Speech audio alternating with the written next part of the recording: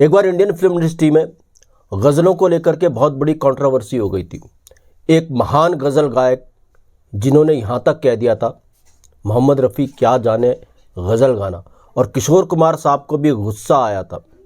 क्या था पूरा किस्सा, कौन ये गज़ल गायक थे, ये मैं आज आपको बताऊंगा दोस्तों इस वीडियो में। बने रहिएगा वीडियो के एंड तक मेरे साथ।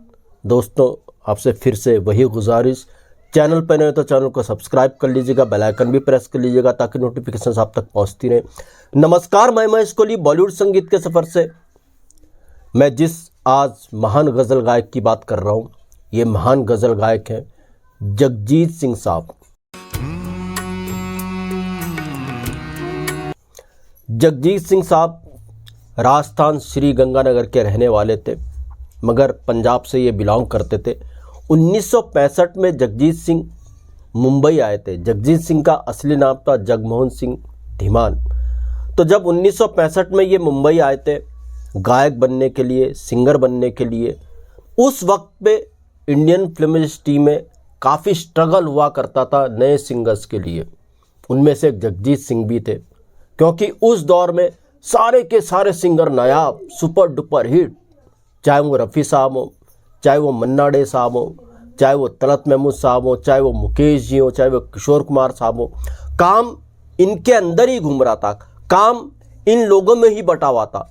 तो नए सिंगर का तो सवाल ही नहीं होता था साहब, कैसे वो एंट्री कर सकता है इंडियन फिल्म इंडस्ट्री के संगीत के अंदर। ये आलम था उस दौर में। तो जगजीत सिंह को काफ़ी दिक्कतों का सामना करना पड़ा, उनको काम मिल ही नहीं रहा था। सारा का सारा काम इन्हीं लोगों में बटा हुआ था। अगर प्राइवेट एल्बम्स भी उस वक्त पे बनते थे, प्राइवेट रिकॉर्ड्स भी उस दौर में आते थे, तो यही सिंगर्स उन प्राइवेट एल्बम्स में अपनी आवाज़ दिया करते थे। ये वो दौर था। तो खैर साहब, जगजीत सिंह टिक नहीं पाए। 1965 में वो वापस राजस्थान में आ गए, श्री गंगानगर में आ गए। और देखिए, गुर्बत का आलम ये था जगजीत सिंह साहब की कि जब वो मुंबई से वापस राजस्थान के लिए आए तो उनके पास वापस आने के लिए टिकट के पैसे नहीं थे ट्रेन में।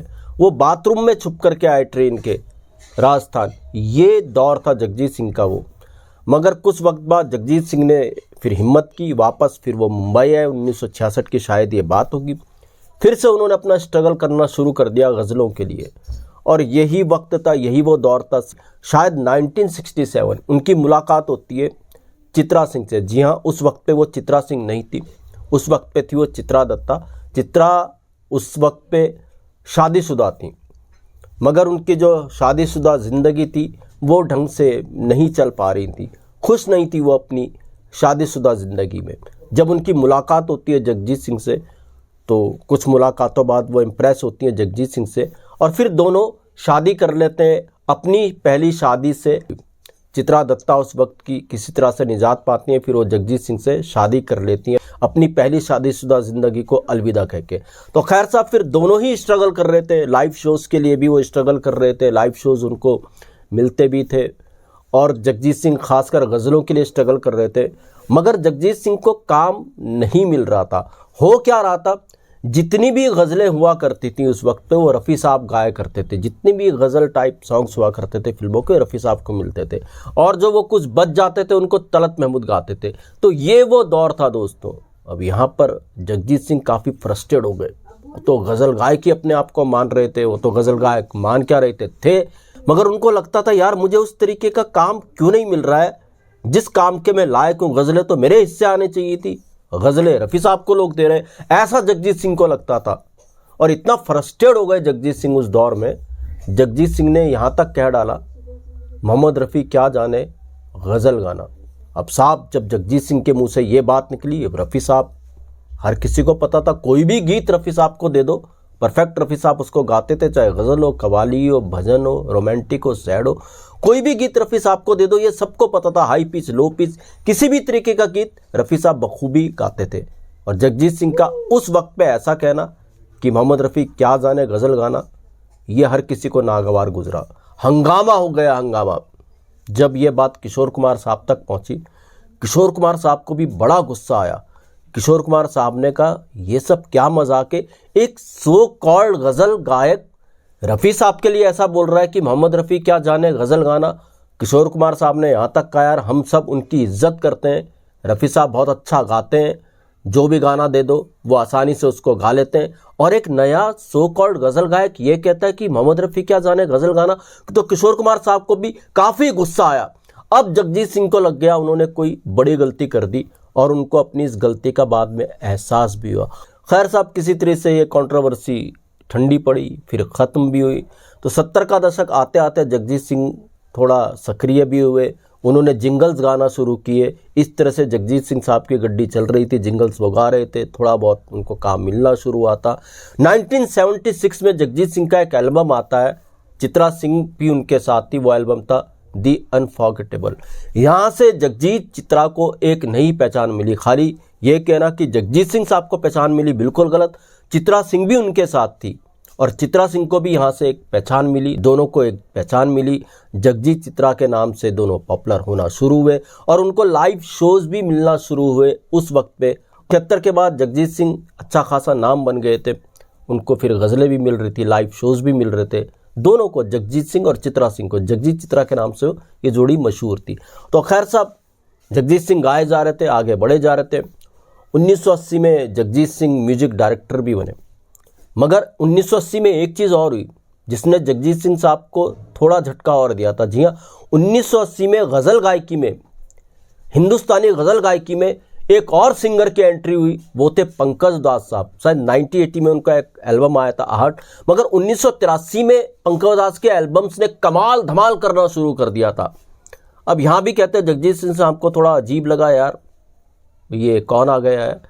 तो प्राइवेट एल्बम्स में 80 के दशक में पंकज उधास साहब की गज़लें और उनके गीत घर घर तक पहुंच रहे थे। वो जो भी गाए सुपर डुपर हिट। इतना बड़ा नाम बन गए थे पंकज उधास कि पंकज उधास ने 80 के दशक में गज़ल को घर घर तक पहुंचाया। इस बात से इनकार नहीं किया जा सकता। हालांकि कहते हैं गज़लों को जिसने आसान किया वो जगजीत सिंह साहब थे, मगर 80 के दशक में गज़ल घर घर तक पहुंची पंकज उधास साहब के कारण। हर घर के अंदर पंकज उधास साहब की कैसेट ज़रूर हुआ करती थी। उनको 80 का दौर पता है, जो संगीत प्रेमी रहे हैं उनको ये भी पता होगा, उन सबके घर में एक कैसेट जरूर होगी पंकज उधास साहब की। और 80 का वही दशक है कि पाकिस्तानी गज़ल सिंगर्स की एंट्री भी Indian film industry, Indian music industry के अंदर हुई, चाहे वो गुलाम अली खान साहब क्यों ना हो। इनका भी नाम होने लगा, इनकी भी गज़लें हिंदुस्तान के अंदर सुनी जाने लगी। मगर जगजीत सिंह साहब का काम करने का तरीका थोड़ा अलग था, अपने अंदाज से वो चले जा रहे थे। 80 के दशक में जैसा मैंने कहा वो म्यूजिक डायरेक्टर भी बने। 1981 में एक फिल्म आई थी प्रेम गीत, उसका संगीत जगजीत सिंह साहब ने दिया था। अच्छा खासा प्रेम गीत के गाने चले थे, लोगों के बीच में जगह बनाई। फिर 1982 में एक और फिल्म आई थी, उसमें भी बतौर संगीतकार जगजीत सिंह ने काम किया। वो फिल्म थी अर्थ। इसके अच्छा खासा अर्थ के गीतों को लोगों ने पसंद किया। तो जगजीत सिंह बतौर संगीतकार भी 80 के दशक में काम कर रहे थे। मगर थोड़ा इसके बाद जगजीत सिंह के जितने भी गाने थे बतौर संगीतकार वो इतने पॉपुलर नहीं हो पाए। 90 के दशक में जगजीत सिंह साहब को काफ़ी बड़ा झटका मिला जब उनके लड़के की एक्सीडेंट से डेथ हो जाती है।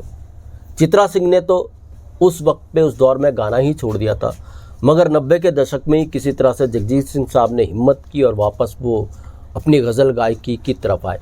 और हाँ, एक बात और, 1988 में मिर्ज़ा गालिब सीरियल को नहीं भुलाया जा सकता, जिसमें जगजीत सिंह साहब ने मिर्ज़ा गालिब की गज़लों को कंपोज़ किया और इतना बेहतर तरीके से कंपोज़ किया जगजीत सिंह ने मिर्ज़ा गालिब की गज़लों को।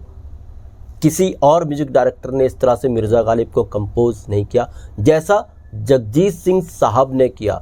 बहुत लोगों का कहना था कि अगर मिर्ज़ा गालिब ज़िंदा होते और वो अपनी गज़लों को जगजीत सिंह की कंपोजिशन के साथ सुनते तो वो दोबारा से मर जाते, इतना खुश होते। इतना बेहतर तरीके से जगजीत सिंह साहब ने मिर्ज़ा गालिब को कंपोज किया 1988 में, वो भी गज़लें पॉपुलर हुई। तो खैर साहब, 90 के दशक में जगजीत सिंह साहब के बेटे की अनफॉर्चुनेट डेथ, एक्सीडेंट में डेथ, उसके बाद से किसी तरह से वो सक्रिय हुए। 2000 में भी जगजीत सिंह साहब ने अच्छा खासा काम किया। 2000 के बाद भी जगजीत सिंह रेगुलर काम कर रहे थे, उनके शोज़ तो लगातार चलते थे, देश क्या विदेश में भी जगजीत सिंह साहब पॉपुलर थे, लेजेंड थे जगजीत सिंह साहब, इसमें कोई दो राय नहीं है। 2011 में अनफॉर्चुनेट जगजीत सिंह साहब की मृत्यु हो जाती है। 10 अक्टूबर शायद वो दिन था 2011 का, और यहाँ से जो गज़ल प्रेमी थे उन्हें काफ़ी धक्का लगता है। मगर ये बात सच है, जब जगजीत सिंह अपने स्ट्रगल में थे, जब वो स्ट्रगल करने आए थे, वो इतना फ्रस्ट्रेट हो गए थे कि उन्होंने रफ़ी साहब को कह दिया था मोहम्मद रफ़ी क्या जाने गज़ल गाना, जिससे किशोर कुमार साहब भी गुस्सा हो गए थे। देखो, अगर रफ़ी साहब और जगजीत सिंह साहब का कंपेयर हो ही नहीं सकता साहब, खुल के कहना चाहूँगा मैं एक बात, और ये बात सच भी है। रफ़ी साहब का लेवल अलग था, रफ़ी साहब अलग तरीके के सिंगर थे, जगजीत सिंह साहब का सीमित दायरा था। शायद कोई मेरी इस बात से इनकार कर पाए कि जगजीत सिंह साहब वर्सटाइल थे। नहीं साहब, जगजीत सिंह साहब का एक दायरा था, और मोहम्मद रफ़ी साहब इतने बड़े सिंगर से उनसे कुछ भी गवा लो यार, गज़ल गवा लो, कवाली गवा लो, सैड, रोमांस, जो भी जिस तरीके के भी गीत हैं और रफ़ी साहब से गवा लो।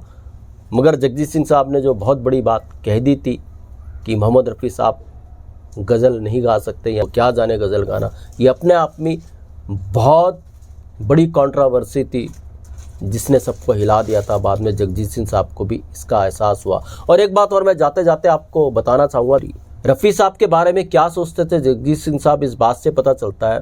एक एल्बम आया था उनका, जगजीत सिंह साहब का, जो उनके फिल्मी फेवरेट गाने थे, उस एल्बम में जगजीत सिंह साहब ने उनको गाया, मगर उस एल्बम के अंदर रफ़ी साहब का एक भी गाना नहीं था।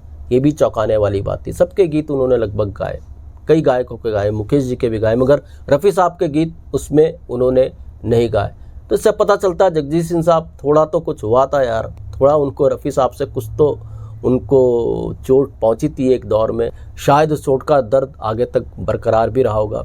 तो ऐसा भी हुआ है दोस्तों। मगर जगजीत सिंह साहब लेजेंड गज़ल गायक, लेजेंड गज़ल सिंगर थे, इसमें भी कोई दो राय नहीं। तो दोस्तों, ऐसे भी किस्से हुए, ऐसे किस्से मैं आपके लिए लेकर के आता रहूँगा। महेश कोहली को दीजिएगा इजाज़त। Good bye, good luck and take care.